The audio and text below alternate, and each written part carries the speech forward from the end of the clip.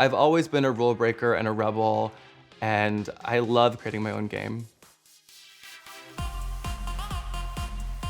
The number one most important thing is having a strong vision for yourself and for your life and not stopping until you make it happen.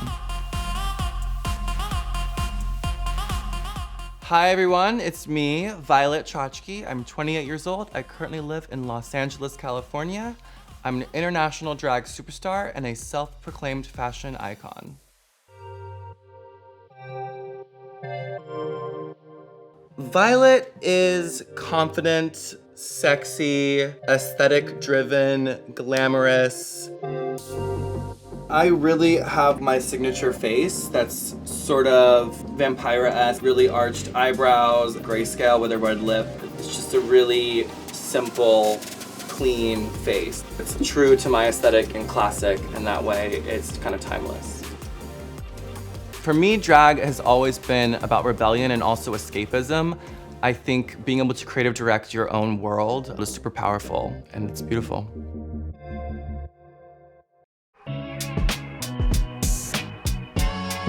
I grew up in the South. I grew up in Atlanta, and it's super diverse, super queer, super gay. It's sort of like the gay mecca of the South.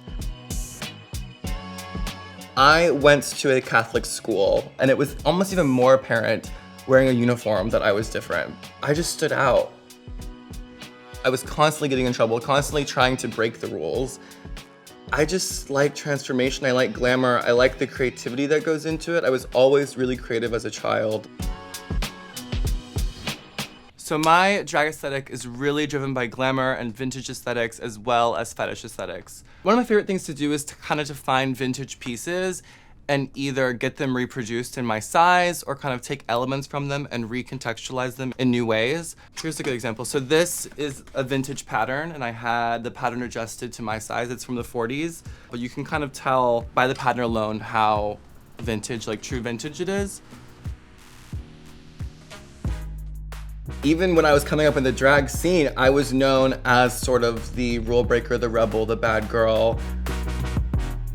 I started my drag character basically based off of Betty Page. That was sort of my first icon that I was like, that's the kind of woman that I really love. I always was inspired by like really big, dominant, know what they want, go-getter type of women. That's sort of the woman that I wanted to reference, and that inspires me. My aesthetic is really classic beauty and classic glamour. Knowing who you are and delivering at all times is super important for me as a drag queen on this level.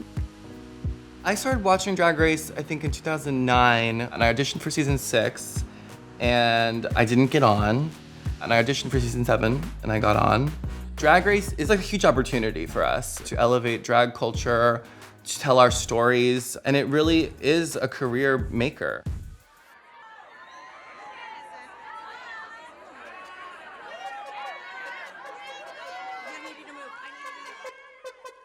I've gotten to work with some of my biggest inspirations that are really iconic people. Stephen Klein, Stephen Meisel, Pat McGrath, Jeremy Scott, Prada, Jean-Paul Gaultier. It's incredible. I mean, I can't even believe that fashion is a whole other world, and it's a fantasy, and I think it all creates another realm that you can kind of escape into. The fashion world and the drag world kind of share that. They all sort of create their own rules, their own environment, their own atmosphere, their own hierarchy. It's a really beautiful thing.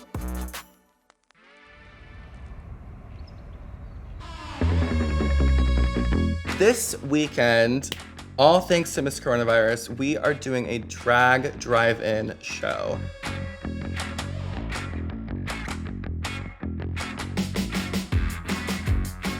I'm excited for tonight. It's nice to just see the girls. Like, that's kind of the most fun thing. It's just being able to kiki with the girls. Currently, drag is my living. It provides a form of escape, provides a form of creativity. It's definitely an outlet for me. It's a community for me. It's not even just a job. It's much more than that. It's exactly where I want to be. It's what I want to be doing right now. It's powerful, it's impactful. It feels like I have a legacy that I've built. I feel like I've made my little notch in history.